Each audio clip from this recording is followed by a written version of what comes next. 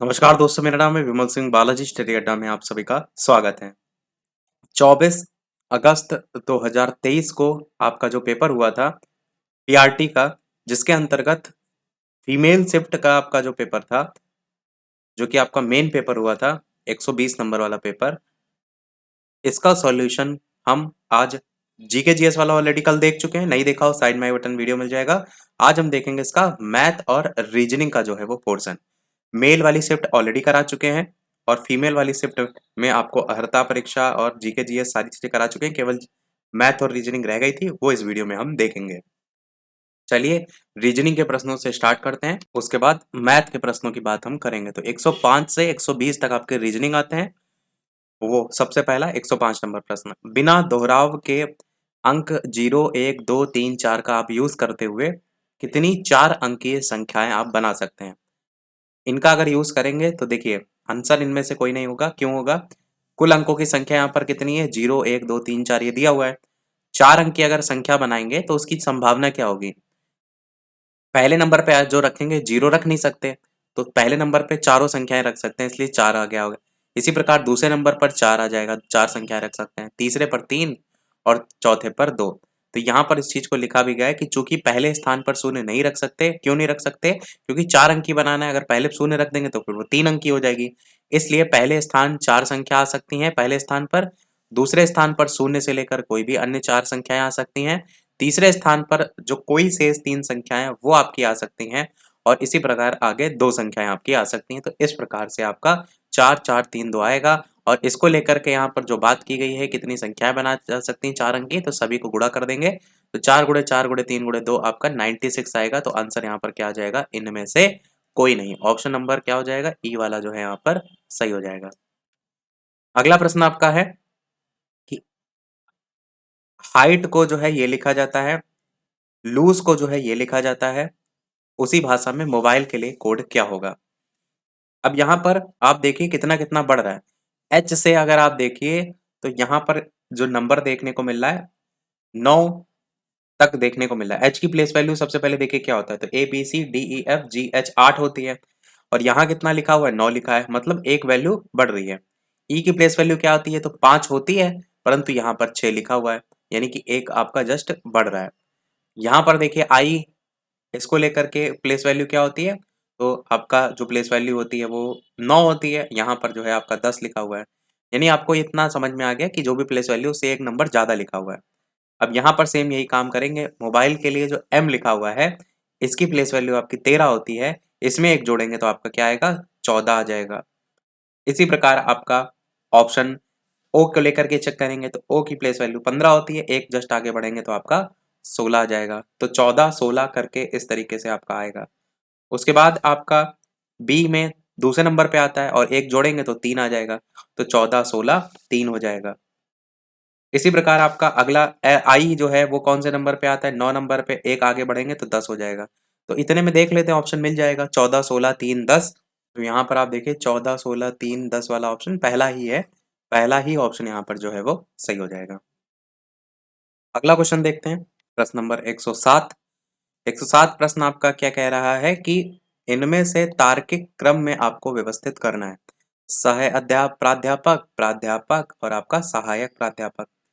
इनको इंग्लिश में क्या कहते हैं? तो जो सह प्राध्यापक है इसको एसोसिएट प्रोफेसर, प्राध्यापक को प्रोफेसर कहते हैं और सहायक जो प्रोफेसर है इसको सहायक प्राध्यापक कहते हैं। तो क्रम इनमें से क्या आएगा? सबसे पहले आप कहेंगे तो प्राध्यापक आ जाएगा, सबसे पहले प्रोफेसर आ जाएगा और प्रोफेसर वाला ऑप्शन 2 है। उसके बाद क्या आएगा? सहायक आएगा कि सह आएगा? तो आपका पहला वाला यानी सह प्राध्यापक जो देख रहे हैं ये आ जाएगा। ये आपका क्या है? एसोसिएट प्रोफेसर है। और जो सहायक प्राध्यापक आपका बचेगा ये आपका तीसरे पे आ जाएगा। इसको क्या कहेंगे? इसको कहेंगे असिस्टेंट प्रोफेसर, जिसकी आप देखते हैं नौकरी अभी पहले से फंसी हुई है, दियाचन वाला मामला। तो ये क्रम आपका 2 1 3 वाला जो आपका ऑप्शन देख रहे हैं ये जो है वो सही होगा। प्राध्यापक, फिर सह प्राध्यापक, फिर सहायक। देखेंगे ऐसे भी जोड़ सकते हैं। प्राध्यापक छोटा शब्द है, उससे बड़ा शब्द सह हो जाएगा और उससे बड़ा शब्द सहायक हो जाएगा। कभी कंफ्यूज हो तो ऐसे याद कर लीजिएगा। एक व्यक्ति है वो क्या करता है, चार बच्चों के बीच कुछ वस्तुओं को बांटता है। तो मान लेता है एक व्यक्ति ये है, दूसरा व्यक्ति ये है, तीसरा व्यक्ति ये है और चौथा व्यक्ति ये है।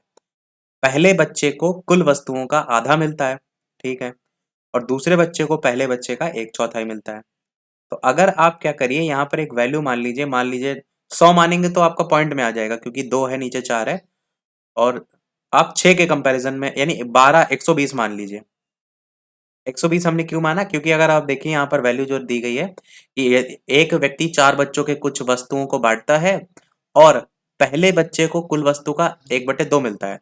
तो पहले को कितना मिलेगा, इस टोटल का 120 का आधा मतलब 60 मिलेगा। दूसरे को कितना मिलता है, दूसरे को पहले बच्चे का एक चौथाई मिलता है। तो इसका 60 का एक चौथाई क्या हो जाएगा, तो 15 हो जाएगा। अब आपको समझ में आया हमने 120 क्यों माना, क्योंकि यहाँ पर वैल्यू अगर एक चौथाई आप ले रहे हैं, ऐसी कंडीशन में वैल्यू वैल्यू पॉइंट में ना जाए, वरना आपके कैलकुलेशन खामखा लंबी होगी। अगर यहाँ 100 मान लेते आप, तो 100 का आप तो आधा यहाँ 50 लिख देते, पर 50 का जब एक चौथाई निकालते हैं तो फिर यहाँ पर पॉइंट में आ जाता है। तो ऐसी वैल्यू मानिए कि आपका एक चौथाई निकालने पर पूरी पूरी वैल्यू आए। फिर क्या कह रहा है कि जो दूसरा बच्चा है उसको एक चौथाई मिलता है, तीसरे बच्चे को पहले बच्चे का तीन चौथाई मिलता है, पहले का तीन चौथाई, 60 का तीन चौथाई कितना हो जाएगा, 60 गुणे 3/4, 4 से काटेंगे, 3 से गुणा करेंगे तो 45 आपका यहाँ पर आ जाएगा। अब कह रहा है चौथे बच्चे को कितना मिलता है, बचा देखिए कितना, 60 15 45, जोड़िए कितना होगा, जोड़ने पर आएगा 120। अब यहां पर आप देख रहे हैं 120 तो टोटल ही था, और 120 तो इन तीनों में ही बढ़ गया, यानी चौथे बच्चे को कुछ नहीं मिला। आंसर यहाँ क्या हो जाएगा, 0 जो है वो सही हो जाएगा। ऑप्शन इनमें से कोई नहीं आपका यहाँ पर जो है वो सही होगा। तो ये क्वेश्चन का तरीका हो गया पहला तरीका। इसी क्वेश्चन को आप दूसरे तरीके से भी कर सकते हैं। और दूसरा तरीका यहाँ पर एक्स मान के होगा। एक्स मान के क्या होगा कि अगर मान लेते हैं कि पहले व्यक्ति को प्राप्त वस्तुएं कितनी थी, टोटल आप एक्स मान लीजिए सबसे पहले, तो कह रहा था पहले को आधी मिलती यानी x/2 हो जाएगा। दूसरे को कह रहा है कि पहले वाली वस्तुओं का एक चौथाई, तो इसका एक चौथाई x/8 हो जाएगा। तीसरे व्यक्ति को आप निकालेंगे तो x/3 का 3/4 यानी कि 3x/8 हो जाएगा। अब पूछ रहा था चौथे व्यक्ति को मिल कितनी रही वस्तु, तो आप क्या करिए, टोटल हमने x माना है उसमें से इन दोनों के तीनों के टोटल को घटा दीजिए, तो ये आपका x - x + 2 x/8, 3x/8 से अगर घटाएंगे जोड़ करके तो आपका यहाँ पर x - x आखिरी में आएगा, यहाँ से भी आपका 0 आ जाएगा। तो वो जो पहले बताया तो वो शॉर्ट ट्रिक तरीका है, ये आपका जो है बेसिक तरीका है, जो आपको आसान लगे उससे आप कर सकते हैं। अगला क्वेश्चन देखते हैं कि यदि वर्ग का क्षेत्रफल समबाहु त्रिभुज के क्षेत्रफल के बराबर है, तो वर्ग की भुजा और समबाहु त्रिभुज की भुजा का अनुपात जो है वो इनमें से क्या होगा। अब यहाँ पर आपको ध्यान देना है कि फॉर्मूले आपको याद होने चाहिए, तो जो लिखा है वो सबसे पहले मान लेते हैं। प्रश्न में वर्ग का क्षेत्रफल कह रहा है समबाहु त्रिभुज के क्षेत्रफल के बराबर है, तो वर्ग का क्षेत्रफल होता क्या है। अगर हम वर्ग की भुजा को a मान लें, x मान लें, कुछ भी मान लें, तो वर्ग का क्षेत्रफल होता है भुजा स्क्वायर यानी a स्क्वायर। तो आप a स्क्वायर यहाँ पर जो है वो कर दीजिए। समबाहु त्रिभुज के क्षेत्रफल के बराबर है, तो समबाहु त्रिभुज का क्षेत्रफल क्या होता है, √3/4 भुजा स्क्वायर, यानी कि यहाँ पर भी a मानेंगे तो इसको a1 मान लीजिए, इसको a2 मान लीजिए, तो a2 का स्क्वायर, इसको a1 का स्क्वायर। और कह रहा है कि वर्ग की भुजा और समबाहु त्रिभुज की भुजा का रेशियो जो है वो क्या होगा। अब आप इसको सॉल्व कीजिए, सॉल्व कैसे कर सकते हैं। a1 और a2 को एक तरफ कर लीजिए, स्क्वायर तो आपका ऑलरेडी लगा ही हुआ है, तो आप क्या करिए a1 a2 को एक तरफ कर लीजिए, और जो 3 4 वाला वैल्यू है उसको दूसरी तरफ रहने दीजिए। हम यहाँ पर क्या कर सकते हैं, a1 और इसका स्क्वायर है ही है, और बटे में आपका a2 और इसका भी स्क्वायर जो है वो लगा हुआ है, और बराबर में आपका आ जाएगा √3/4। ये जो स्क्वायर है उधर जाएंगे तो अंडर रूट में आएंगे, यानी a1 की वैल्यू क्या आएगी, यहाँ पर ऑलरेडी ये रूट लगा हुआ है, यानी यहाँ पर आपका जो अंडर रूट में अगर कोई वैल्यू नहीं लिखी होती उसका मतलब होता है 2, और ये 2 इधर आकर के और लग जाएगा तो ये हो जाएगा अंडर रूट में 4, और यहाँ पर आएगा 3, और बटे में क्या आ जाएगा 4, अंडर रूट लगाएंगे तो आपका a2 की वैल्यू यहाँ पर क्या आएगी, तो 2 आएगी। तो ये आंसर होगा, रूट में वैल्यू आपकी 4 और यहाँ पर आपका बटे में 2। अब आंसर में देखेंगे, ऑप्शन में देखेंगे तो इस तरीके का कोई ऑप्शन ही नहीं है, यानी आंसर इनमें से कोई नहीं आपका ऑप्शन यहाँ पर सही हो जाएगा। अगला क्वेश्चन देखते हैं। गलत संख्या आपको यहाँ पर छाटनी है, 3 8 13 21 31 43, कौन सा यहाँ पर गलत संख्या है। तो सबसे पहले देखिए आप 3 और 8 जो है इसमें डिफरेंस कितने का है, तो 4 5 6 7 8 5 का डिफरेंस है। यहाँ पर देखेंगे, अगर इसको जोड़ते हुए देखेंगे तो फिर 5 5 का है, अगर केवल गैप के हिसाब से देखेंगे तो 4 4 का है, वो अपने अकॉर्डिंग आप देख सकते हैं। तो यहाँ अगले में देखिए, देखिए यहाँ पर आप देखिए तो यहाँ पर आप अगर केवल बीच वाली संख्याएं देखेंगे तो 4 बीच में संख्याएं आ रही हैं। यहाँ पर 8 और 13 में देखें बीच में कितनी संख्याएं आ रही, तो 9, 10, 11, 12, 4 संख्याएं बीच में संख्याएं देखने के अकॉर्डिंग। वैसे जब अंतर लिखते हैं ना तो 5 का यहाँ पर अंतर आपको देखने को मिल रहा है, क्योंकि आप जब 3 से शुरू करते हैं तो 8 तक जाते हैं, तो 4, 5, 6, 7, 8 उस नंबर पर भी आते हैं। यहाँ पे 8 से 13 देखेंगे तो 9, 10, 11, 12, 13, तो यहाँ पर भी आप देखेंगे 5 का डिफरेंस। 13 से 21 में देखिए तो 13 से 14, 15, 16, 17, 18, 19, 20, 21 यानी 8 का डिफरेंस। आगे देखिए 31 से 31, 21 से 31 तो 10 का डिफरेंस। आगे देखिए 31 से 43 यानी कि 12 का डिफरेंस। तो यहाँ पर 8 हो रहा है, 10 हो रहा है, 12 हो रहा है, तो 8 से पहले क्या होना चाहिए था? 6 होना चाहिए था। यानी अगर यहाँ पर इनमें 6 का डिफरेंस होना चाहिए तो यहाँ 8 नहीं होना चाहिए था, यहाँ पर 7 होना चाहिए था। अगर ये यहाँ पर 7 होता तो 3 और 7 के बीच में कितना का डिफरेंस हो जाता? तो यहाँ पर 4 का डिफरेंस हो जाता। और अगर यहाँ अगले वाले में देखते तो अगले में 6 का डिफरेंस होता था। यानी जो गलत संख्या है वो कौन सी है? 8 गलत संख्या है, ये आपसे पूछा गया था। तालिका में पूछा गया गलत संख्या बताइए, 2, 6, 18, 54 करके दिया हुआ है। अब 2 से 6 में आप देखिए 2 3 जा 6 होता है और 6 3 जा 18 होता है और 18 3 54 होता है। यानी कि 3 3 मल्टीप्लाइड होता हुआ आपको देखने को यहाँ पर मिल रहा है। 4 तिया 12, तिया 36 और तिया 108, 1 गुणे 3 गुणे 3 तिया 9 और 9 तिया 27, 5 तिया 15, 15 तिया 45 और 15 तिया 45 तिया जो है वो 100 नहीं होता है। यहाँ पर गलती है, तो यहाँ पर आंसर आपका क्या हो जाएगा? 100 वाले भाग में जो है आपका गलत संख्या। प्रश्न में क्या कह रहा था कि गलत संख्या बताइए, और यहाँ पर होना क्या चाहिए था? 135 आपका होना चाहिए था 45 को 3 से गुणा करने पर। 145 नहीं 135। अगला प्रश्न देखते हैं। हम आपको ना पेपर से भी करा रहे हैं, अलग से भी करा रहे हैं, तो अलग से भी दिखा रहे हैं ना, उसमें हिंदी इंग्लिश दोनों में लिखा हुआ है। किसी ने कहा था कि हिंदी के साथ साथ इंग्लिश भी दिखाते रहिएगा, तो हम कोशिश ये कर रहे हैं जहां पर इंग्लिश वाले टर्म आपके लिए इंपॉर्टेंट है वहां इंग्लिश वाला भी दिखाई दे रहे हैं। तो लेट ए बराबर 10 सेंटीमीटर, मतलब ए 10 है, बी 3 है, सी 6 है। आपको बताना है इनमें से कौन सा कथन है जो कि सही है। पहला कह रहे हैं ए बी और सी त्रिभुज की भुजाएं हैं। सबसे पहले तो आपको ये देखना है कि ये आपका त्रिभुज बनेगा कि नहीं बनेगा। 10 आपको पता है कि रूल ये होता है कि किन्हीं दो त्रिभुज की भुजाओं का टोटल तीसरी जो भुजा होती है उससे आपका हमेशा बड़ा होता है। यहां पर अगर आप देखिए कोई भी अगर दो भुजा ले लीजिए, 6 3 को अगर आप ले लीजिए तो 6 और 3 अगर आपका जोड़ेंगे तो ये क्या 10 से बड़ा होगा? तो 10 से बड़ा नहीं होगा। तो ऐसी कंडीशन में आप क्या कहेंगे कि यहाँ पर त्रिभुज का जो संभव है आप कहेंगे बनना पॉसिबल नहीं है।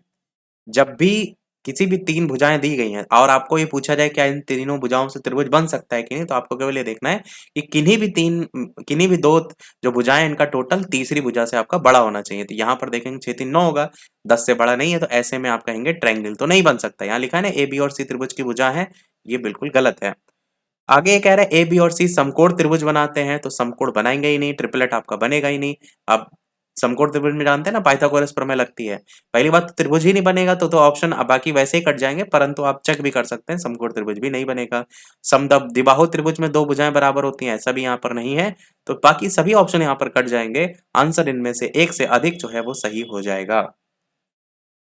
अगला क्वेश्चन कह रहा है कि मदन के भाई के अंकल कर्ण के पिता के भाई हैं, मदन और कर्ण में क्या संबंध है? तो सबसे पहले जो कह रहा है मदन के भाई और उनके जो है वो अंकल कर्ण के पिता के भाई हैं, ये चीज बना करके यहाँ पर देखिए।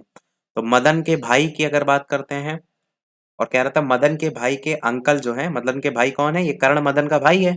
इनके अंकल जो हैं वो यहाँ पर आपको देखने को मिलेंगे। तो मदन के भाई के अंकल कर्ण के जो पिता हैं इनके भाई हैं, मतलब ये इसके क्या लग रहे हैं? चाचा लग रहे हैं। समझ रहे हैं?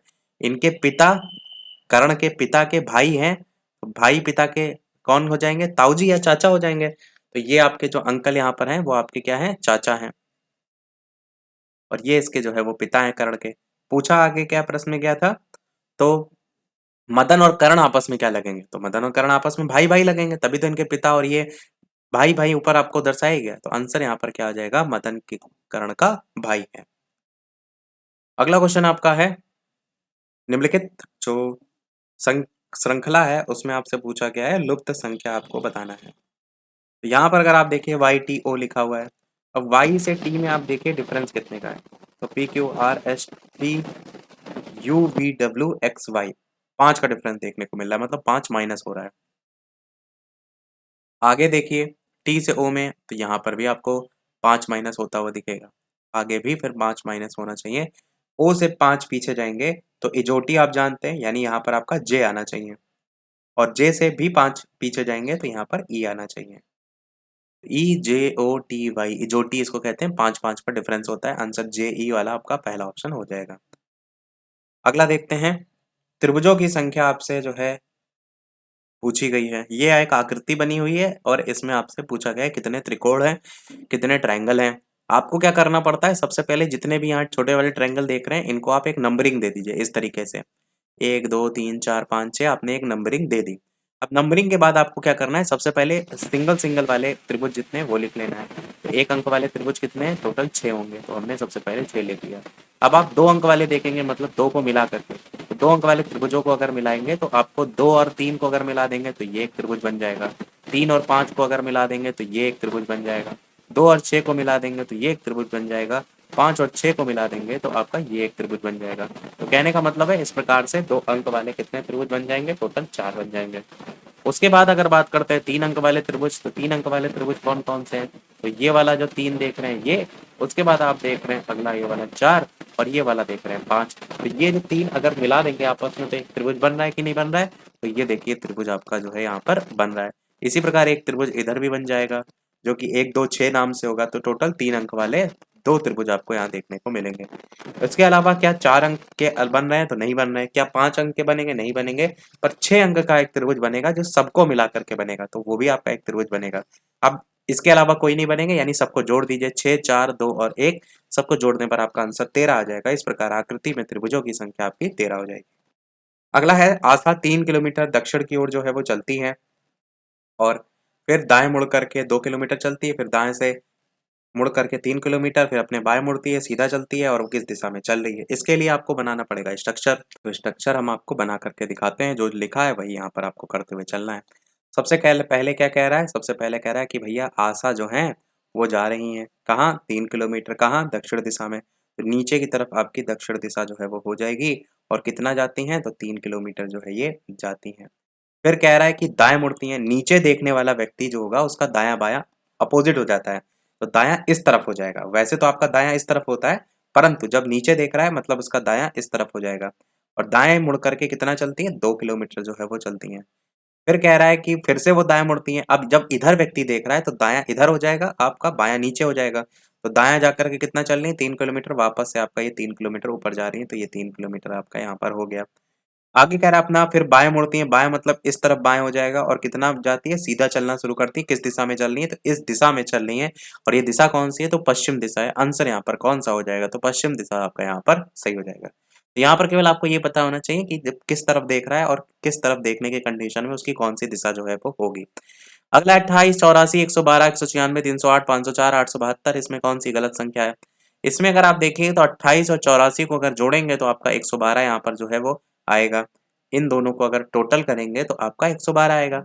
इसी प्रकार 84 और 112 का अगर टोटल करेंगे तो 196 आएगा। इस क्रम से आपकी ये सीरीज जो है वो चल रही है। गलत फिर कौन सी है, गलत आपकी 872 है। क्यों, क्योंकि अगर आप 308 और 504 को जोड़ेंगे तो ऐसी कंडीशन में 872 नहीं आएगा, वहां पर आपका 872 संख्या आपकी गलत है। आंसर क्या हो जाएगा, सी वाला जो है वो सही हो जाएगा। अगला क्वेश्चन देखते हैं, 118 256 का अर्थ है यू आर गुड, 637 का अर्थ है वी आर बैड, 358 का अर्थ है गुड एंड बैड। इस तरीके से एंड पूछा गया है। इसमें करना क्या होता है, जो भी नंबर लिखा होता है उसी को सीधे सीधे आप दर्शा देते हैं, और कॉमन आपको ढूंढना होता है। इसका सॉल्यूशन सहित आपको दिखाते हैं ताकि आपको समझ में आए। देखिए सबसे पहले 118 प्रश्न में क्या कह रहा है उसको समझिए। प्रश्न में ये कह रहा है कि 256 का जो अर्थ है वो है आपका you are good. You are good आपका सीधे सीधे आपने लिख दिया, अभी ये कुछ नहीं बनाने की आवश्यकता, सीधे सीधे लिख दिया। इसी प्रकार 637 का क्या लिखा है, वी आर बैड, तो आपने वैसे ही लिख दिया। इसी प्रकार 358 को लेकर के क्या लिखा हुआ है, गुड एंड बैड, वो भी आपने लिख दिया। अब यहाँ पर ध्यान देने वाली बात है कि 526 और यही सेम नंबर इनमें से किसी में कॉमन है कि नहीं, तो यहाँ पर देखेंगे 358 में भी 5 कॉमन है। 5 यहाँ भी आ रहा है, 5 यहाँ भी आ रहा है। सबसे पहले आपने ये चीज देख ली। अब यही चीज आपको देखना है कि यू आर गुड, और यानी जिनमें नंबर कॉमन है इन्हीं में ही क्या कोई लेटर भी, कोई शब्द भी कॉमन है, तो यू आर गुड और गुड एंड बैड में गुड देखिए दोनों में कॉमन है। 5 नंबर भी कॉमन था, गुड भी कॉमन है। इससे क्या पता चला कि 5 का जो कोड होगा वो आपका गुड यहाँ पर जो है वो निकल करके आ जाएगा। कोई समस्या इतनी बात में आपको नहीं हुई होगी। आगे ये कह रहा है कि जो बाकी है, जैसे 6 दूसरा नंबर और तीसरा नंबर, इसमें या दूसरे पहले में आप देख लीजिए क्या कॉमन है। तो यहाँ पर देखेंगे दूसरे और तीसरे में कॉमन है, 6 3 7 और 3 5 8 में 3 दोनों में आ रहा है, 3 दोनों में आ रहा है। यहाँ पर भी देखिए क्या दूसरे और तीसरे में कुछ कॉमन है, तो बैड दोनों में आ रहा है। तो इससे ये पता चल गया कि 3 का जो कोड रहा होगा वो क्या रहा होगा, बैड रहा होगा। इसलिए यहाँ पर 3 का कोड हमने बैड यहाँ पर लिख दिया। अब प्रश्न में क्या पूछ रहा था, प्रश्न में कह रहा था एंड के लिए कौन सा कोड होगा। अब एंड है किसमें, तो आप देखिए तीसरे वाले में एंड है। हमको गुड का भी कोड पता चल गया, हमें बैड का भी कोड पता चल गया, तो बचा तो एंड। हमें 3 और 5 का कोड पता चल गया, तो बचा तो 8। तो जाहिर सी बात है 8 का जो कोड है वो आपका एंड यहां से निकल करके आ जाएगा। तो इस तरीके से इस प्रश्नों को करते हैं कॉमन ढूंढते हुए। चलिए देखते हैं अगला क्वेश्चन। और इस प्रश्न की इंग्लिश भी साइड में लगाए दे रहा है ताकि जिसको इंग्लिश में पढ़ना वो भी पढ़ लीजिएगा। तो 6 सड़कें हैं जो कि देश की ओर जाती हैं और इन्हें एक्स वाई जेड अक्षर और 1 2 3 अंकों द्वारा अंकित किया जाता है। 6 सड़कों को, जिसमें से एक सड़क को क्या कहा जा रहा है, एक को एक्स कहा जा रहा है, एक को वाई कहा जा रहा है, एक को जेड, एक को 1, एक को 2 और एक को 3।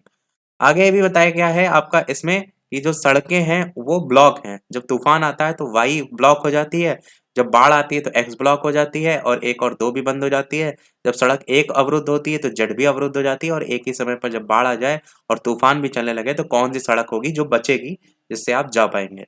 इसके लिए आपको केवल इतना करना होगा कि इसमें स्ट्रक्चर देखना होगा कौन सा यहाँ पर बनेगा। अब यहाँ पर अगर स्ट्रक्चर आप देखिए तो इसको साइड में देखिए ताकि आपको यहाँ पर समझ में आए। यहाँ पर देखिए तो तूफान जब आता है तो वाई अवरुद्ध हो जाती है, तो उसके सामने वाई आपका लिखा हुआ है। बाढ़ जब आता है तो एक्स 1 और 2 दोनों प्रभावित हो जाते हैं, वो भी यहाँ पर लिखा है। और जब आपका 1 और जेड दोनों की बात होगी कि सड़क जब एक आपकी अवरुद्ध होगी तो जेड भी अवरुद्ध हो जाएगी, जो कि ऊपर वाली लाइन में लिखा भी हुआ था। आप यहाँ साइड में देखेंगे लिखा है कि जब आपका सड़क 1 अवरुद्ध होती है तो जेड भी अवरुद्ध हो जाती है, तो यहाँ पर वो भी ब्लॉक है। तो यही पूछ रहा था कि बची कौन सी, किस सड़क का यूज कर सकते हैं, तो केवल 3 नंबर बचा है। तो अगर आपका तूफान भी आ जाए, बाढ़ आ जाए, तो ये भी ब्लॉक हो जाएगी, x1 और 2 भी ब्लॉक हो जाएगी, 1 भी ब्लॉक हो जाएगा, जेड भी ब्लॉक हो जाएगा, तो केवल 3 नंबर बचेगा, इसलिए 3 आपका आंसर यहाँ पर हो जाएगा। चलिए देखते हैं हमारा लास्ट क्वेश्चन 119 के बाद 120। कि किसी निश्चित कूट भाषा में आपसे कह रहा है कि दिल्ली को जो है CCID इस तरीके से लिखा जाता है, उसी में बॉम्बे को कैसे लिखा जाएगा। तो देख लीजिए कैसे लिखा जाएगा। सब में आप देखेंगे यहाँ पर प्लस आपको 1 2 होते हुए दिखाई देगा। जैसे डी से अगर सी में आप देखिए तो आपका यहाँ पर -1 हो रहा है। उसके बाद ई से सी में देखिए तो -2 हो रहा है। एल से ए आई में देखिए -3 हो रहा है, फिर -4 हो रहा है, -5 हो रहा है, मतलब बढ़ते हुए क्रम में। सेम आगे भी बॉम्बे का भी इसी प्रकार निकालेंगे, -1 2 3 4 5 6, तो आपका आंसर इस प्रकार से आ जाएगा। चलिए ये तो प्रश्न हमारे रीजनिंग के समाप्त हुए। बढ़ते हैं अब हमारे मैथ के प्रश्नों की तरफ। साथ ही साथ सभी लोग वीडियो लाइक शेयर सब्सक्राइब अवश्य करते रहिएगा। जो भी चैनल पर नए हो सब्सक्राइब के साथ साथ नोटिफिकेशन बेल अवश्य ऑन कर लीजिएगा ताकि नोटिफिकेशन भी आप तक पहुंचता रहे। बाकी लाइक सभी लोग अवश्य कर दीजिएगा। प्रश्न पहला मैथ का। 3 की घात 4 की पावर -6 दे रखा है, 4 की पावर -3, 4/3 की पावर -8 दे रखा है, 3/4 की पावर n दे रखा है। वैल्यू n की आपको यहाँ पर बतानी है। सबसे पहले आपको यहाँ पर क्या करना पड़ेगा कि जो वैल्यू दे रखी है इसमें आपको 3/4 इस दूसरे वाले को भी बदलना पड़ेगा। कैसे बदलेंगे, यहाँ पर 3/4 की पावर -6 इसको आप ऐसे रहने दीजिए, और पावर में -6 लिखा हुआ है इसको भी आप ऐसे ही रहने दीजिए। मल्टीप्लाइड में जो लिखा है 3/4, यहाँ पर इसको भी 4/3 बना लीजिए। मतलब यहाँ पर बेस में 4 है, यहाँ भी 4 है, यहाँ पर तो 3 है, तो इसको पलट लीजिए। आप क्या करिए 3 ऊपर कर लीजिए, 4 नीचे कर लीजिए, तो पावर में जो -8 देख रहे हैं ये आपकी प्लस की 8 हो जाएगी। इसी प्रकार बराबर में देखिए 3/4 की पावर n को आप ऐसे ही रहने दीजिए। हमने क्यों पलट लिया, क्योंकि आपको पता है अगर आधार समान होते हैं तो आपकी जो घातांक होते हैं उनको आप आपस में बराबर रख सकते हैं। यहाँ n है, या 8 है, या -6 है, तो आपका इधर नंबर वाले का एक सॉल्व कर लीजिए जिससे आपका n के बराबर आप रख सकें। तो 3/4 गुणे 3/4 है, तो घातांक जो आपकी हैं वो आपस में जुड़ जाएंगी। तो 3/4 पावर में -6 है और इधर +8 है, तो -6 + 8 आपका इस तरीके से हो जाएगा, बराबर में 3/4 की पावर n आपका है ही है। अब यहाँ पर -6 और 8 अगर जोड़ेंगे तो क्या आ जाएगा, 2 आपका बचेगा, वो भी प्लस का बचेगा। तो n की वैल्यू यहाँ से क्या आ जाएगी, 2 आपकी आ जाएगी। आंसर क्या हो जाएगा, 2 आपका हो जाएगा। बस इसमें आपको इस तरीके से ही प्रश्न करना होता है। ऑप्शन यहाँ देखेंगे तो 2 है ही नहीं, यानी इनमें से कोई नहीं आपका ऑप्शन यहाँ पर जो है वो सही होगा। अच्छा, मैथ में भी इनमें से कोई नहीं खूब देखने को मिलते हैं। अगला प्रश्न देखते हैं, 4 की पावर -1 और +8 की पावर -1 डिवाइडेड बाई 1/3/2 की पावर -2। कहाँ से आप इस प्रश्न को स्टार्ट करेंगे, तो सबसे पहले इस बटे वाले हिस्से से आप स्टार्ट कीजिए। 3/2 की पावर में -2 है, तो आप क्या करिए, इस पावर को सबसे पहले प्लस में बदल लीजिए। तो 3/2 क्या हो जाएगा, 2/3 हो जाएगा, पावर में आपका 2 हो जाएगा। यहाँ पर क्या आ जाएगा, 2 बटे में आपका 3 और पावर में आपका प्लस का 2। उसके बाद आप इस को बटे के ऊपर ले जाएंगे, तो वहां पर जाकर के क्या आ जाएगा, इस 1 के बटे के फॉर्म में आएगा। तो 9, 3 का स्क्वायर खोल रहे हैं 9 और बटे में आपका 4, और यहाँ डिवाइड भी लगा हुआ है, डिवाइड को मल्टीप्लाइड में बदलेंगे तो ये 9/4 फिर से बदल जाएगा, यानी 4/9 आपका यहाँ से आएगा।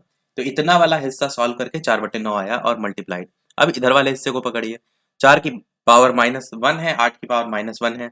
इसमें क्या कर सकते हैं, क्या आप इसको बटे में ले आइए, क्योंकि इससे सॉल्व कर सकते हैं। देखिए 1/4 लिख सकते हैं, पावर -1 है, प्लस 1/8 लिख सकते हैं। 4 और 8 का ले लीजिए एलसीएम, तो कितना आएगा, 8 आएगा। 4 दूनी 8 होता है और 2 ऊपर जाएगा, 8 एकन्नम 8 होता है, 1 ऊपर जाएगा, नहीं 3/8 आपका आएगा। 3/8 गुणे 4/9, 3 से काटिए, 3 एकन्नम 3, 3 तिया 9, 4 से काटिए, 4 एकन्नम 4, 4 दूनी 8, 2 तिया 6, यानी 1/6 आपका आंसर पहला वाला यहाँ पर सही हो जाएगा। अगला प्रश्न है आपका रेशियो पर बेस्ड, जहां पर ए बी की वैल्यू, बी सी की वैल्यू, सी डी की वैल्यू इस तरीके से दे रखी है। तो इसको हम क्या करते हैं, सॉल्व वाला ही वर्जन आपको दिखाते हैं, ताकि ज्यादा बेहतर आपको समझ में आए। यहाँ पर देखिए ए अनुपात बी बराबर 1/2 3 8 लिखा हुआ है। तो सबसे पहले आप यहाँ से वैल्यू क्या करिए, ए और बी की निकालिए।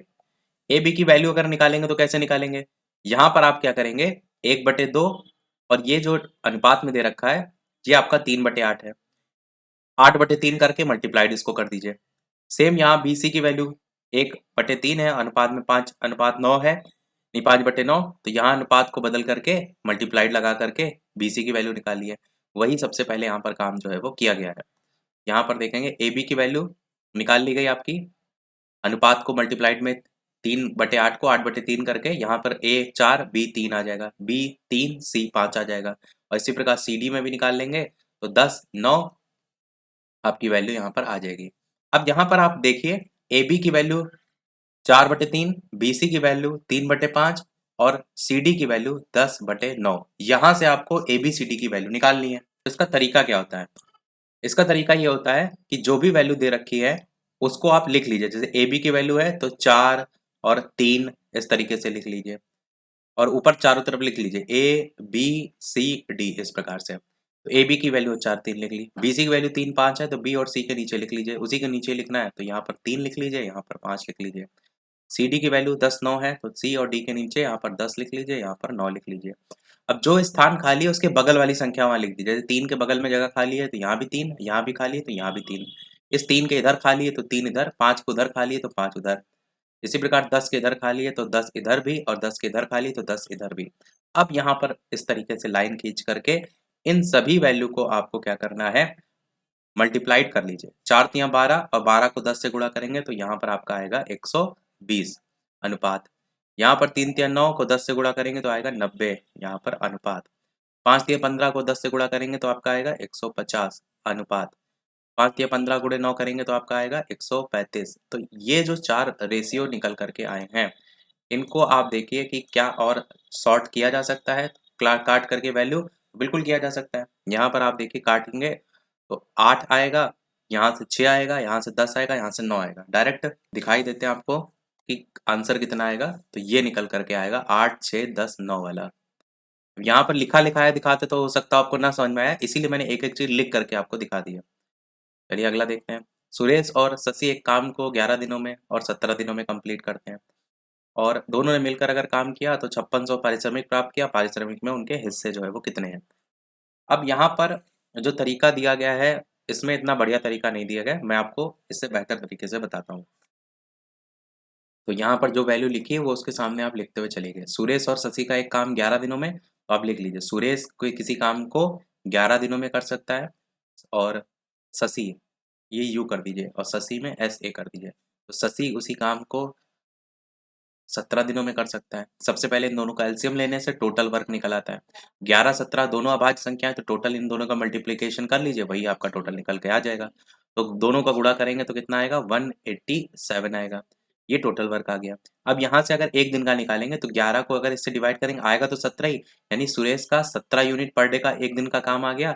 ये जो है 17 यूनिट पर डे, ये आपकी जो वैल्यू निकल करके आएगी वो डिवाइड करके ही आएगी इस 11 को 187 से।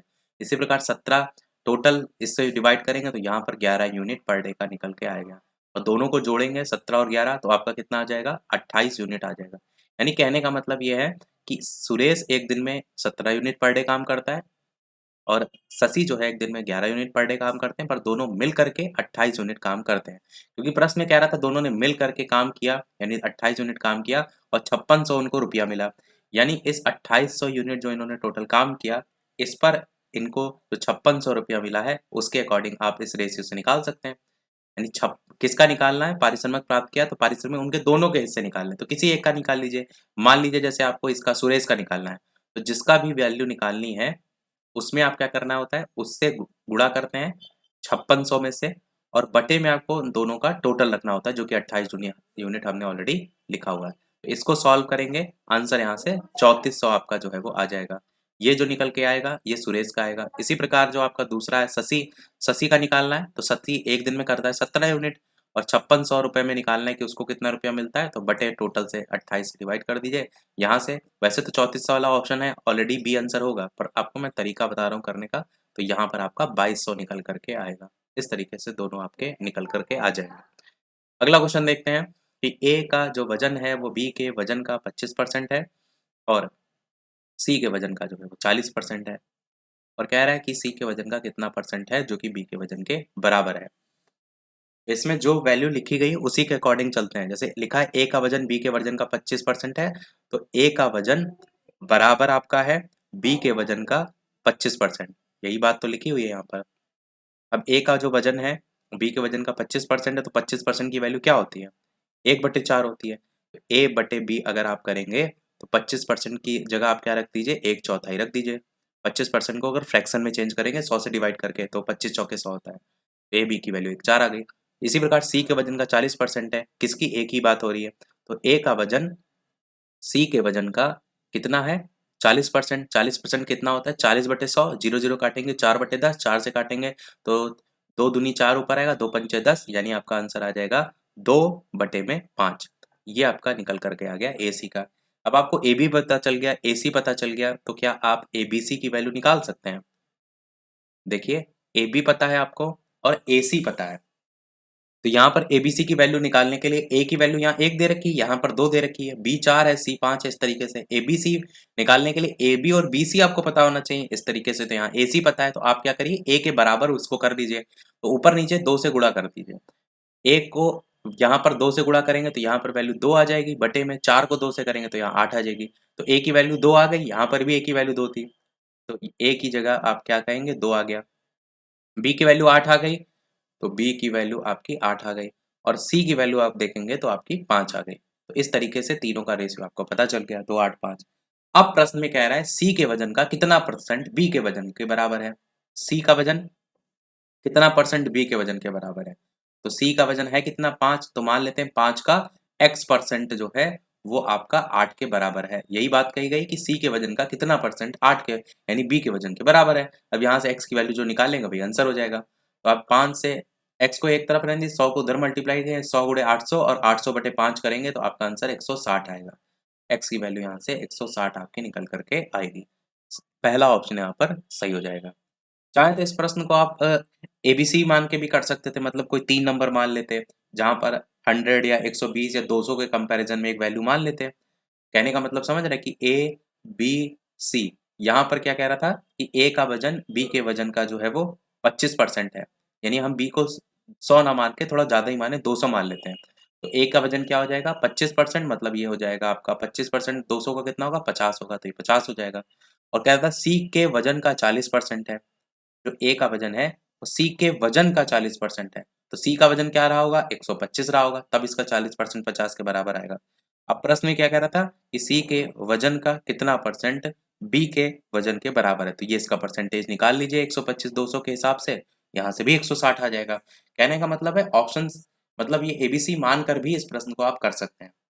अगला देखते हैं प्रश्न नंबर 6। तांबे के एक गोले का व्यास 6 सेंटीमीटर आपको दिया गया है। तांबे का एक गोला है और गोले का व्यास दिया गया, मतलब गोले से फॉर्मूला लगेगा, और एक समान वृत्ताकार अनुप्रस्थ काट के लंबे तार से खींचा गया जाता है। तो यहाँ पर तार खींचा जाता है, तार की आकृति कैसी होती है, तो बेलन की आकृति होती है, यानी बेलन का फॉर्मूला भी लगेगा। और कह रहा है तार की लंबाई 36 सेंटीमीटर, तो इसकी त्रिज्या क्या होगी। तो सबसे पहले गोले, ध्यान दीजिएगा जब किसी चीज को पिघला करके कोई और चीज बनाई जाती है तो आयतन दोनों का बराबर रहता है। तो गोले का आयतन क्या होता है, गोले का आयतन होता है 2/3, संपूर्ण का है ना तो 4/3 करिए, अर्धगोला होता है तो 2/3 करते हैं, तो 4/3 पाई आर क्यूब, ये हो गया आपका गोले का आयतन। इसी से क्या बनाया जाता है बेलन, बेलन का आयतन क्या होगा पाई आर स्क्वायर एच, तो लग लीजिए पाई आर स्क्वायर एच, तो दोनों के आयतन बराबर रहेंगे। अब यहाँ पर देखिए गोले का व्यास 6 सेंटीमीटर है, तो त्रिज्या कितनी हो जाएगी 3 हो जाएगी। यहाँ पर जो है त्रिज्या आर की जगह आप 3 रख दीजिए, 3 का क्यूब, या तो 6/2 करके भी रख सकते हैं, वो तो आपकी मर्जी। पाई से पाई देखिए यहाँ पर कट ही जाएगा, 4/3 और गुणे में आपका 3, गुणे में आपका 3 और गुणे में आपका 3, और बराबर में क्या आएगा आर स्क्वायर। आर यहाँ पर क्या दे रखा था, तार की लंबाई 36 सेंटीमीटर है और त्रिज्या आपसे पूछी गई है, तो जो लंबाई दे रखी है वो आपकी यहाँ पर प्रश्न में पूछी गई है, त्रिज्या नहीं, त्रिज्या निकालनी है। आर की लंबाई का मतलब उसकी हाइट दे रखी है 36, तो आर स्क्वायर निकालना है, आर स्क्वायर को ऐसे रहने दीजिए और एच की जगह लिख दीजिए 36।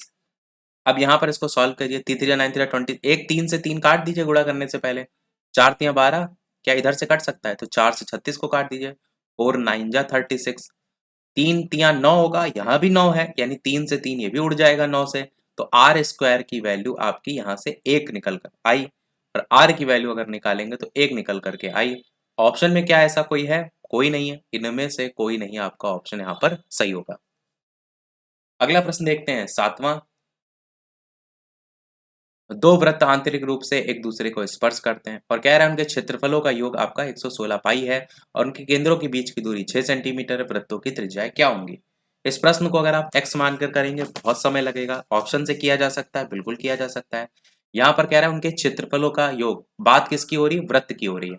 वृत्त का क्षेत्रफल क्या होता है, तो आपको पता है 2 पाई आर परिधि होती है और पाई आर स्क्वायर जो है उसका क्षेत्रफल होता है। तो पाई आर स्क्वायर में अगर पाई को थोड़ी देर के लिए आप कॉमन ले लें, आगे क्या है उनके क्षेत्रफलों का योग 116 पाई है, ये लिखा हुआ है। तो यानी यहाँ पर प्रश्न में वृत्तों की त्रिज्याओं की बात हो रही है, आर की बात हो रही है। अगर आप 16 को रख करके देखेंगे पहले वृत्त के रूप में और 10 को दूसरे में, और आर स्क्वायर की जगह इसको रख करके देखिए आप स्वयं से, पाई कॉमन बाहर निकाल करके, तो 16 का स्क्वायर 256, ये तो 116 पाई से ज्यादा हो रहा है ना, तो ये तो ऑप्शन पहले ही कट गया। 10 का स्क्वायर कितना होगा 100 होगा, 4 का स्क्वायर कितना होगा 16 होगा, 10 और 16 100 और 16 जोड़ेंगे 116 आ जाएगा, और पाई जो कॉमन लिया था वो 116 पाई, तो ये तो ऑप्शन बिल्कुल सही है। यहाँ पर 12 का स्क्वायर 144 हो जाएगा, तो 116 पाई से ज्यादा पहले ही हो रहा है, ऑप्शन ही गलत है। यानी यही आपका ऑप्शन हो जाएगा। इतना बड़ा प्रश्न आपने मुश्किल से 10 सेकंड में सॉल्व कर लिया।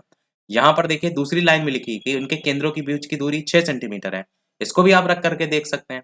तो यहाँ पर तो अगर दो भुजाएं, हम जो त्रिज्याएं देखेंगे तो यहाँ पर एक 10 है और एक 4 है, 10 और 4 का अंतर भी 6 होगा, तो इससे भी आप चेक कर सकते हैं। हालांकि 6 वाला तो सब में है, तो आपको पहला ही जो लाइन है उसको चेक करना पड़ेगा। आंसर यहाँ पर बी वाला ही जो है आपका आएगा।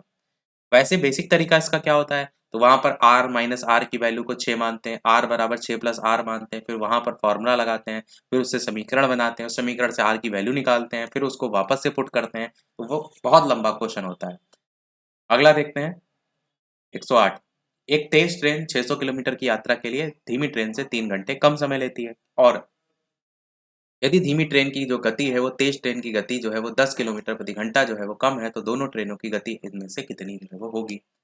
अब यहाँ पर मैं इसके पहले वाले क्वेश्चन का भी सॉल्यूशन बेसिक तरीके से दिखा देता हूँ, हो सकता है कुछ लोग बेसिक तरीका भी देखना प्रेफर करें और उसके बाद इसके सॉल्यूशन की हम बात करते हैं। तो ये था प्रश्न पिछला वाला, दो वृत्त आंतरिक रूप से स्पर्श करते हैं वाले का, और इसका बेसिक तरीका देखेंगे यहाँ, यही आपको देखने को मिलेगा। बड़े वृत्त की त्रिज्या मानिए, छोटे वृत्त की त्रिज्या मानिए, r माइनस आर का डिफरेंस दे रखा था, और यहाँ से आप फिर फॉर्मूला लगाइए, फॉर्मूला को सॉल्व कीजिए, यहाँ से एक समीकरण बनाइए और उस समीकरण से आप r का मान निकालिए और r का मान निकाल करके जो प्रश्न में पूछा गया था वो निकाल सकते हैं। तो ये बेसिक तरीका था। अब अगला क्वेश्चन यहाँ पर जो देख रहे हैं, तेज ट्रेन 600 किलोमीटर की यात्रा के लिए धीमी ट्रेन वाला क्वेश्चन, यहाँ पर भी आप इसका बेसिक तरीका देख लीजिए। यहाँ पर क्या है, धीमी ट्रेन की चाल को x मान लेंगे, तेज क्या हो जाएगा, x प्लस 10 हो जाएगा, क्योंकि वो कह रहा है कम समय लेता है। आगे समीकरण बनाएंगे 600 बटे x, क्योंकि एक आपका किलोमीटर दे रखा था 600 की डिस्टेंस, और समय आपका जो आपने चाल माना है वो आपका x हो जाएगा। इसी प्रकार एक x प्लस 10 के साथ, और दोनों का जो डिफरेंस है वो 3 घंटे कम समय ले रहा है, तो डिफरेंस करके 3 घंटे कम समय वाली ये इक्वेशन आपकी बनेगी। अब इसको आप सॉल्व करेंगे, यहाँ पर आपका इक्वेशन बनेगी, एक समीकरण द्विघात बनेगी, द्विघात समीकरण को सॉल्व करेंगे तो यहाँ पर x की वैल्यू 40 और -50 करके आपका यहाँ पर आएगा। माइनस में भी वैल्यू आपकी आएगी, परंतु आपको 40 वाली लेनी होगी, क्योंकि निगेटिव वाली ले नहीं सकते हैं। जब 40 वाली वैल्यू आप लेंगे, इसके बाद वापस से जो प्रश्न में पूछा गया था कि दोनों ट्रेनों की गति, तो दोनों ट्रेनों की गति निकालने के लिए आपको क्या करना पड़ेगा, तेज ट्रेन की चाल जो दे रखी है x प्लस 10, इसमें 40 रखेंगे और यहाँ से 50 वैल्यू निकल करके आएगी। तो ये तो हो गया इनका तरीका, पर हम करेंगे इस प्रश्न को शॉर्ट तरीके से। शॉर्ट तरीके से कैसे कर सकते हैं, कह रहा है कि एक ट्रेन है जो कि आपका 600 किलोमीटर की यात्रा के लिए धीमी ट्रेन से 3 घंटे कम समय लेती है। तो 600 ये क्या है, किलोमीटर की यात्रा, ये है आपकी दूरी, डिस्टेंस है, यानी कि चाल बराबर दूरी। अगर हम दो सेक्शन बनाए ऐसे करके, एक तरफ इधर चाल बराबर दूरी बटे समय लिखते हैं, तो दूरी यहाँ पर क्या है आपका 600 है, चाल बराबर दूरी बटे समय होता है। फिर कह रहा है इसके लिए धीमी ट्रेन से 3 घंटे कम समय लेती है, और यदि धीमी ट्रेन की गति तेज ट्रेन की गति से 10 किलोमीटर प्रति घंटा कम है। अब यहाँ पर आपको कोई ऑप्शन उठाना है, मान लीजिए पहला ही ऑप्शन उठाते हैं। यहाँ पर क्या है, दोनों ट्रेनों की गति, एक की 50 एक की 40 है, तो हम चाल बराबर होता है ना, तो चाल की जगह 50 रख देते हैं, दूसरी जगह भी 40 रख देते हैं। इस चीज को समझिए रहेगा, ये चाल लिखी है दूरी, और बटे में हम समय लिखेंगे, यहाँ पर भी चाल ऊपर दूरी और बटे में समय। तो एक की जगह 50 और 40 हमने रख लिया। अब कह रहा था, अच्छा यहाँ पर भी जो आपकी दूरी होगी वो 600 ही रहेगी। अब आपको केवल इतने वाले हिस्से की तो वैल्यू निकालनी है। अब यहाँ पर क्या है, समय है, समय जो है निकालने के लिए क्या करेंगे, 50 को नीचे ले आइए, 600 से काट दीजिए, 0 से 0 काटेंगे, 50 कितनी बार में जाएगा, तो आपका यहाँ पर आएगा 12। 12 कैसे आया समझ गए, इससे काट करके। प्रश्न में ये क्या कह रहा था कि 3 घंटे कम समय लेता है, कौन से वाले से, इसके कंपैरिजन में दूसरे वाले, यानी यहाँ पर जो आपका घंटा आना चाहिए वो 15 घंटा आना चाहिए। क्या 40 से 600 को काटने पर 15 आ रहा है, 0 से 0 काटिए, 4 एक नम 4 करेंगे और इधर ले जाएंगे, 15 आ रहा है, बिल्कुल आ रहा है, 15 आ गया, मतलब पहला ऑप्शन आपका बिल्कुल सही है।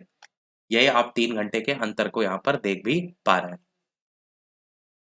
दूसरी चीज ये भी देख लीजिएगा कि 10 घंटा कम है दोनों की चाल, तो 50 और 40 में 10, 30 और 20 में भी 10 का डिफरेंस, 40-30, तो ये तीनों ऑप्शन में आ रहा है, पर ये सारी चीजें भी आपको चेक करनी होती हैं।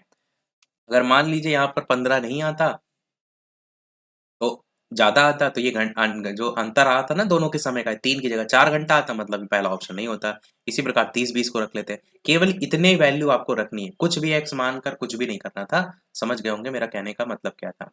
अगला क्वेश्चन देखते हैं कि 1/x प्लस 1/y बराबर 8 है, 1/y प्लस 1/z बराबर 12 है, और 1/z प्लस 1/x बराबर 10 है। तो आपसे पूछा गया है कि इसको संतुष्ट करने वाले x का मान जो है यहाँ पर क्या होगा। अब यहाँ पर अगर आप देखिए तीनों की वैल्यू लिखी है, 8, इसकी 12, इसकी 10। इन्होंने क्या किया, x की वैल्यू पहले सबसे निकाली है, y को उधर ले जाकर, फिर y की वैल्यू निकाली है 12 को उधर ले जाकर, इस प्रकार z की वैल्यू निकाली, फिर तीनों जो वैल्यू निकाली है उससे एक वैल्यू को दूसरी में पुट किया। जैसे 1/x बराबर 8 माइनस 1/y है, तो यहाँ पर 1/y की वैल्यू यहाँ पर इन्होंने रखी है। इसको रखने के बाद यहाँ पर z की वैल्यू भी आ गई, फिर z की वैल्यू भी यहाँ से उठा करके इसमें रखी है। उसके बाद आगे स्टेप में देखेंगे तो इसको सॉल्व किया गया है। सॉल्व करने के बाद आखिरी में 2/x बराबर 6 और x की वैल्यू 1/3 जो है वो आ जाएगी। तो ये हो गया बेसिक तरीका। ये भी हम इसलिए आपको दिखा रहे हैं कि क्योंकि तरीके हो सकते हो किसी एक तरीके से ना कभी क्वेश्चन आए, तो दूसरा तरीका भी आपको पता होना चाहिए। अब इसका क्या तरीका हो सकता है, शॉर्ट तरीका।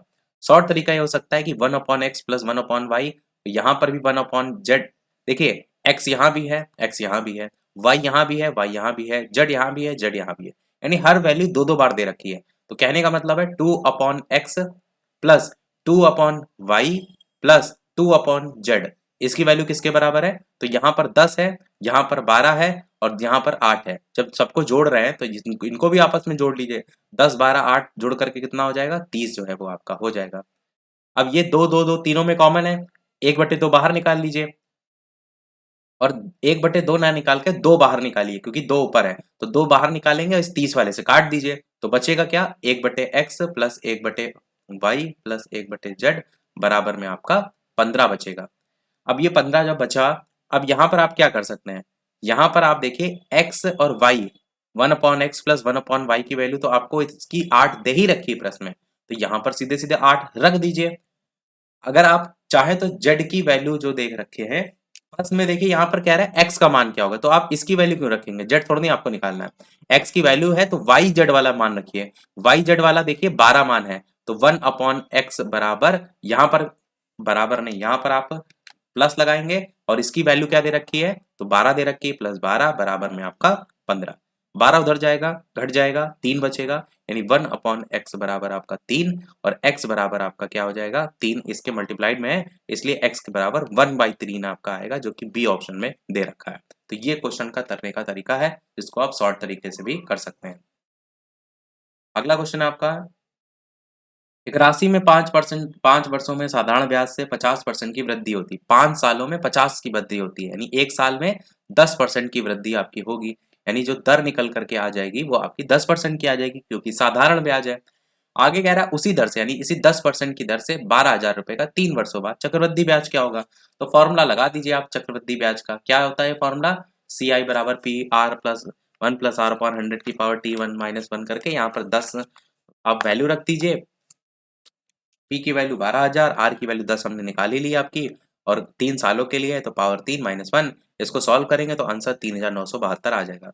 इसी प्रश्न को करने का तरीका वो भी होता है जो आप देखते हैं, ब्याज पर ब्याज निकाला जाता है।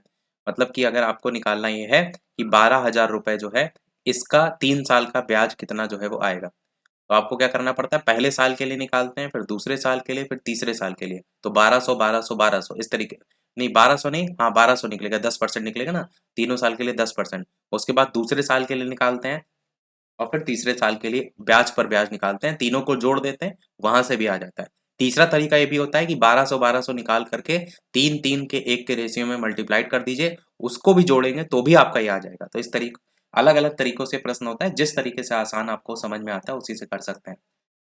अगला क्वेश्चन है, एक परीक्षा में कुल जो अभ्यर्थी हैं, इंग्लिश वाला टर्म भी देख लीजिए, कुल अभ्यर्थियों का 37.5% छात्राएं थी और छात्रों का 75%, छात्राओं का 62.5% सफल हुए, 342 छात्राएं असफल हुई, असफल छात्रों की संख्या। तो इस प्रश्न में बहुत ही ऐसा क्वेश्चन पूछा गया कि समय लगने वाला क्वेश्चन है। क्वेश्चन कठिन नहीं है, पर समय लगने वाला क्वेश्चन है, और इस प्रश्न को आप परसेंटेज से भी कर सकते हैं, भिन्न से भी कर सकते हैं। भिन्न से क्या करना होगा? आपको जितनी भी वैल्यू दे रखी है इनको भिन्न में चेंज करना पड़ेगा। परसेंटेज में सीधे सीधे आप जो वैल्यू दे रखी है, जैसे कुल अभ्यर्थियों का 37.5% छात्राएं थी, तो कुल छात्र अगर 100 मान लें कि छात्राएं 37.5 मतलब 75/2, बचा कितना 100 में से? तो 125/2 छात्राएं और छात्र टोटल में से। उसके बाद आपका कह रहा है कि छात्रों का 75%, छात्राओं का 62.5% सफल हुए, तो यहाँ पर छात्र और छात्रा जितने सफल वाले हैं उनकी वैल्यू यहाँ पर दे दी, बच्चों वालों को घटा करके दूसरे की वैल्यू निकाल ली आपने। अब प्रश्न में आगे क्या कह रहा है? आगे कह रहा है कि 342 छात्राएं असफल हुई, तो छात्राएं आपकी यहाँ पर हैं इतनी असफल 75/2, तो इसकी वैल्यू 342 के सामने रख दीजिए जो कि प्रश्न में दे रखी है। यहाँ से 100% की वैल्यू आप निकाल लीजिए, तो 100% की वैल्यू जो निकल करके आएगी वो आपकी असफल छात्राओं की निकल के आ जाएगी, कुल छात्राओं की निकल के आएगी, क्योंकि 100% 912, 100% आपकी कुल छात्राओं की संख्या है ना, तो आपकी वहां से 912 निकल के आ जाएगी। अब प्रश्न में 912 जो है, इस चीज को समझिए, कुल छात्राएं जो थी वो आपकी प्रश्न में सबसे पहले आपका दे ही रखी थी। यहाँ छात्राएं, ये छात्र हैं, तो कुल छात्राओं के जब हमने 912 निकाल लिया है, तो अब इस 75/2 के बराबर हम 912 को रखेंगे। अभी हमने यहाँ वाली वैल्यू से सफल असफल से निकाला है, उसके बाद अब कुल छात्राओं से निकालेंगे। यहाँ से जो 912 से हम निकालेंगे छात्राओं की संख्या से, उससे फिर छात्र पर जाएंगे, तो यहाँ पर 912 के बराबर में जब रखेंगे, 912 के बराबर में 75/2 को, तो वहां से फिर छात्रों की संख्या टोटल निकालेंगे यानी कुल छात्रों की संख्या, तो कुल छात्र थे कितने, उसके गुणा करके एक 1520 निकल करके आएगा। और जो 1520 निकल कर आएगा, पूछ रहा था इसी में से ही 25%, एक चौथाई जो आपके हैं वो असफल छात्र थे जो नहीं पास हुए थे, तो इसी का 25% निकाल दिया, एक चौथाई आ जाएगा। तो ये तो हो गया बेसिक तरीका। इसी को ही थोड़ा सा अगर आप करना चाहें भिन्न के तौर पर, वो भी थोड़ा सा समझा देते हैं। जैसे कि अगर यहाँ पर हम कहें कि जो सारे परसेंटेज दे रखे हैं इसको भिन्न में बदलिए, तो 37.5 को भिन्न में बदलेंगे क्या होगा, ठीक है, 37 दूना होगा आपका 74, उसमें एक जोड़ेंगे 75, 75/2, 75/2 को भिन्न में बदलेंगे तो आएगा यहाँ से 3/8। यहाँ पर आपका छात्राओं का ये 62.5%, इसको भिन्न में बदलिए, 75/2 डिवाइड करेंगे 100 से, नहीं नहीं 75 नहीं, 125/2, और उसके बाद आपका 1/100 से डिवाइड करेंगे, ये आ जाएगा 5/8। अब छात्राओं को लेकर सबसे पहले देखिए, यहाँ पर कह रहा है कि छात्राओं का 75% और छात्राओं का 62.5% सफल हुए। ये छात्राओं को लेकर के देखिए अगर आप, तो ये 5/8 क्या दर्शा रहा है कि टोटल 8 जो है यहाँ पर छात्राएं, टोटल 8 छात्राओं में से 5 ऐसे हैं जो कि आपके पास हैं, तो फेल कितने हुए, 3 हुए। देखिए छात्रों को लेकर के अगर आप एक लिस्ट तो इधर बना देते हैं और जगह मिल जाएगी। अगर हम छात्राओं को लेकर के यहाँ पर लिखें तो हम क्या कहेंगे, 5/8 उनका है, छात्राओं का 62.5% सफल हुए। 5/8 का मतलब क्या है कि छात्राओं में फेल कितने हुए होंगे, पास कितने हुए होंगे और टोटल कितने होंगे। तो टोटल नीचे वाली वैल्यू होती है, टोटल 8 है जिसमें से 5 पास हुए हैं, तो 5 पास हुए हैं, तो बचे कितने, फेल 3 हुए होंगे। ये आपका इस भिन्न से आप निकाल सकते हैं। अब यहाँ पर जो प्रश्न में कह रहा था कि सफल हुए 342 छात्राएं ऐसी हैं जो फेल हो गई हैं, असफल हो गई हैं, तो फेल वालों की संख्या भिन्न में कितनी है, 3 है, यानी 3 की वैल्यू जो है वो आपको दे रखी है 342 के बराबर। तो एक की वैल्यू कितने के बराबर हो जाएगी, 114 के बराबर। तो यहाँ पर जो टोटल थे 8 थे, यानी 8 की वैल्यू कितने निकल करके आ गई, 914 के बराबर। तो ये जो 8 निकल करके आई है, ये आपकी निकल कर आई है टोटल छात्राएं, क्योंकि हमने उनको टोटल माना था, टोटल छात्राएं अब यहाँ से आपके निकल करके आ गई। अब समझिए इस बात को, देखिए प्रश्न को ध्यान से समझिएगा, क्योंकि हो सकता है ये सारी चीजें आपने ना पढ़ी हो तो आपको ना समझ में आए, तो आप दोबारा देख लीजिएगा, और जो ना समझ में आए कमेंट में पूछ लीजिएगा। तो टोटल छात्राएं आपकी कितनी है, 914। और मेहनत इतनी ज्यादा हम आपके लिए करते हैं, लाइक जरूर सभी लोग कर दिया करिए, एक एक क्वेश्चन हर हर तरीके से सरल तरीके से करने का प्रयास कर रहे हैं, किसी प्रकार की खाना पूर्ति वाला काम नहीं करते हैं कि आए और जो सॉल्यूशन है दिखा दिया, समझा दिया और चले गए। कोशिश ये कर रहे हैं कि पेपर में आपका समय कैसे बचाया जा सके। लाइक सभी लोग जरूर कर दीजिएगा। तो यहाँ पर अगर बात करते हैं, टोटल छात्राएं 914 निकल कर आ गई। यहाँ पर देखिए अब क्या बात कर रहा था, कुल अभ्यर्थियों का 37.5% है जो कि आपकी छात्राएं थी।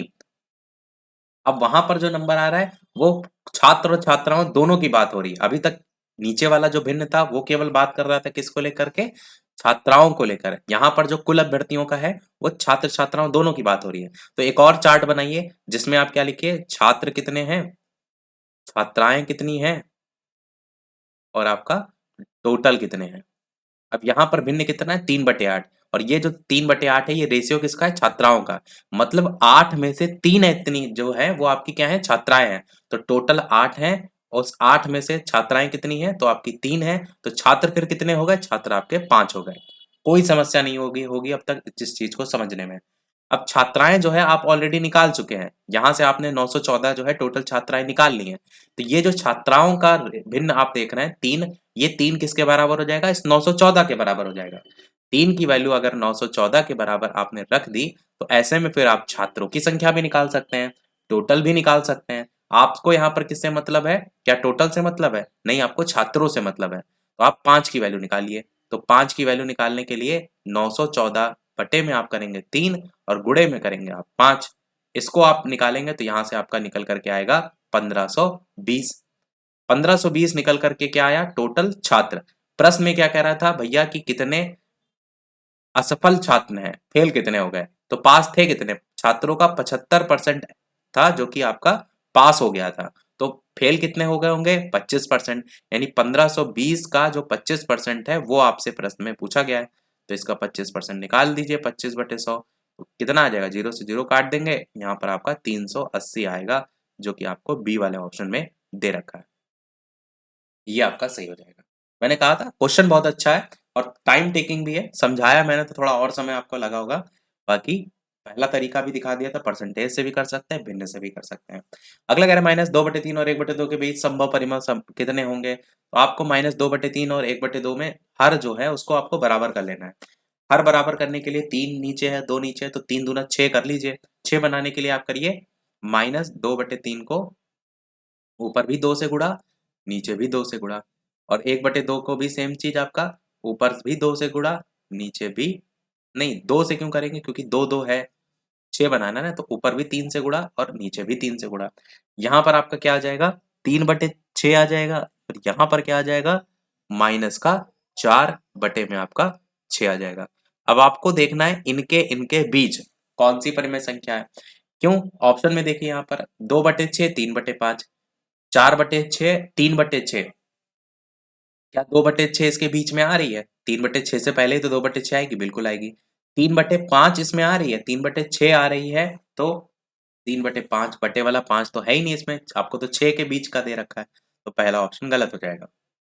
दूसरा चेक करिए, -2/6 आएगा इसमें, तो -4/6, फिर और उससे जाएंगे तो -3/6 और जाएंगे -2/6, मतलब माइनस का 2/6 तो आ रहा है, प्लस का 2/6 आ रहा है कि नहीं, 3/6 से पहले क्या होगा, 2/6, यानी यहाँ पर दोनों की दोनों वैल्यू आ रही, बी ऑप्शन तो सही है। -1/6 आ रहा है कि नहीं, यहाँ पर देखेंगे -1/6 तो आ रहा है इसके बीच में, इन दोनों नंबर के बीच में आपको देखना है, और 4/6 आ रहा है, तो 3/6 के बाद आता है ना 4/6, तो ये तो नहीं आ रहा है, ये भी कट जाएगा, तो बी ऑप्शन यहाँ पर सही हो जाएगा। अगला, एक पिता की उम्र उसके पुत्र की उम्र की 5 गुनी है, तो ये तो आप ऑप्शन से भी कर सकते हैं कि पिता और पुत्र, इस तरीके से लिख लीजिए। आखिरी में प्रश्न में क्या कह रहा है, पिता की उम्र क्या है, मान लीजिए पिता की उम्र जो है वो कितनी है, तो 25 मान लीजिए, और क्या कह रहा है कि पिता की उम्र उसके पुत्र की उम्र की 5 गुनी है, तो पुत्र की कितनी रही होगी, 5 रही होगी, तभी ये 5 गुना रहा होगा। पिता को हमने 25 कैसे मान लिया, हमने ऑप्शन से माना है, क्योंकि पिता की उम्र क्या है ये पूछा गया था, तो 20, 25, 30 में से कोई एक ऑप्शन उठा लीजिए, हमने जैसे 25 उठा लिया, तो ये फिर पिता कितने रहे होंगे पिताजी, तो आपके 5 रहे होंगे, तभी इसका 5 गुना जो है वो आ जाएगा 25। अब आगे कह रहा है 15 वर्षों बाद, 15 साल बाद ये और ये इनकी उम्र डबल जो है वो हो जाएगी, तो 15 साल बाद ये हो जाएंगे 20 के, और ये हो जाएंगे आपके कितने के, 25 में 5 जोड़ेंगे तो 30, और 10 और जोड़ेंगे तो 40, तो ये 40, देखिए है डबल, तो बिल्कुल है, यानी आंसर 25 आपका सही हो जाएगा। अगर डबल नहीं आ रहा होता तो कोई और ऑप्शन चेक कर लेते हैं। अगला देखते हैं, इसको यहाँ से जो है वो हटा देते हैं।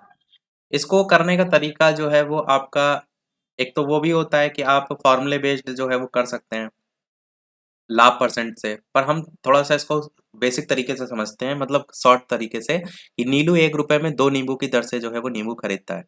नीलू क्या करता है, 1 रुपए में 2 की दर से जो है वो नींबू खरीदता है। आप ये भी साइड में लिख लीजिए ताकि समझ में ना आपको आता रहे। एक तरफ लिख लीजिए कॉस्ट प्राइस, और बाद में बेच रहा है ना, हाँ, एक तरफ लिख लीजिए सेलिंग प्राइस। अब 1 रुपए में 2 की नींबू की दर से जो है ये खरीद रहा है, और आगे क्या कर रहा है, 3 रुपए में 5 की दर से जो है ये बेच रहा है। आपको क्या करना है, जो वस्तुएं हैं, जो नींबू है, इसको बराबर करना है। तो 2 को और 5 को बराबर करने के लिए क्या करिए, आप गुणा कर दीजिए, 10 बना लीजिए। 2 को आप जब गुणा करेंगे तो पूरे से समीकरण गुणा होगा, पूरा पूरा 5 से गुणा करेंगे, तो 5 दूनी 10 और यहाँ 5 हो जाएगा। थोड़ा सा इसको जगह बना देते हैं, थोड़ा सेलिंग प्राइस नीचे लिखते हैं। सेलिंग प्राइस क्या था, 3 रुपए में 5 की दर से। यहाँ पर फिर किससे गुणा करेंगे, यहाँ पर 2 से पूरे समीकरण को गुणा कर दीजिए, ये वस्तुएं बराबर हो जाएंगी। तब क्या हो जाएगा, गुणा करने के बाद 5 हो जाएगा, 5 रुपए में 10 नींबू, और बेच कितने में रहा है, तो 2 तिया 6, 6 रुपए में 10 नींबू। अब ये नया सेलिंग प्राइस कॉस्ट प्राइस आ गया।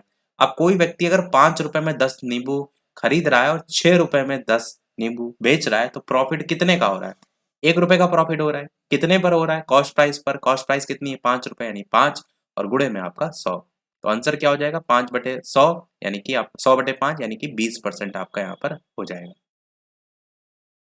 लास्ट क्वेश्चन इस वीडियो का, और सारे प्रश्न हमारे हो जाएंगे समाप्त, जिसमें ये बताया गया है कि कोई व्यक्ति जो है वो अंग्रेज, एक विद्यालय है जिसमें प्रत्येक विद्यार्थी या तो आपका अंग्रेजी है या तो हिंदी, दोनों लेता है, इतने परसेंट हिंदी लेते हैं, इतने अंग्रेजी लेते हैं, विद्यार्थियों की कुल संख्या 500 है, तो कितने विद्यार्थी ऐसे हैं जो हिंदी और अंग्रेजी दोनों लेते हैं। इसमें करना क्या होता है, जो विद्यार्थियों की टोटल संख्या है, जैसे ये 500 यहाँ पर दे रखी है, इसमें आप देखना होता है कि कितना हिस्सा आपका है, किसका, इन दोनों में 50 पॉइंट और 64.2 दोनों हिस्सा जो देख रहे हैं वो आपको सबसे पहले जोड़ना पड़ेगा। तो 50.8 और 64.2 जोड़ों को जोड़ दीजिए तो कितना आएगा, 8 दो 10 और 115 आपका यहाँ से जो है वो आ जाएगा। 115 जो निकल करके आया, ये क्या दर्शाता है, ये दर्शाता है कि इतना हिस्सा जो है वो एक्स्ट्रा है। 100% में कितना एक्स्ट्रा है, 100 में से अगर आप इसमें घटाएंगे तो 15% वो हिस्सा है जो कि दोनों में कॉमन है।